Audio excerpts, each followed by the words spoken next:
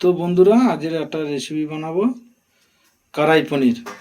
তার জন্য আমি পনিরটা ভেজে নিয়েছি, শিমলা মির্চি ভেজে নিয়েছি, আর এখানে আদা রসুন আর পেঁয়াজ আর কাঁচা লঙ্কা পেস্ট বানিয়ে নিয়েছি, আর টমেটোটা আমি পেস্ট করে নিয়েছি।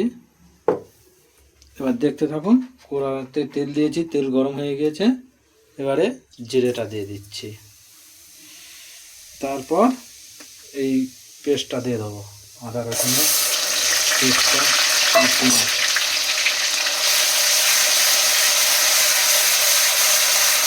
এটা এখন ভালো করে ভাজবো।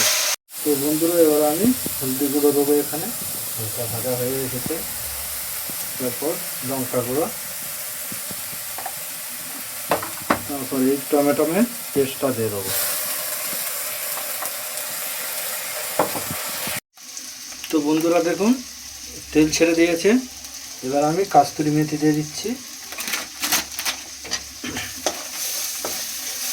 দিয়ে এই পনিরটা এবারে দিয়ে দেবো। পনির শিমলা মির্চি ভাজা আছে, এগুলো দিয়ে দেবো।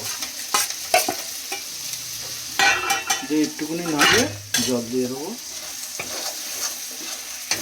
তো এবারে জল ঢেলে দিচ্ছি।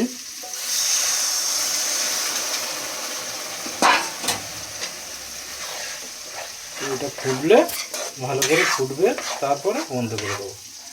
তো এখন হয়ে গেল কড়াই পনির। দেখতে থাকুন। গ্যাস বন্ধ করে দিলাম। দেখুন কত সুন্দর দেখতে লাগছে, খেতে হেবি সুন্দর লাগে। কড়াই পনিরটা খেতে হেবি সুন্দর লাগে।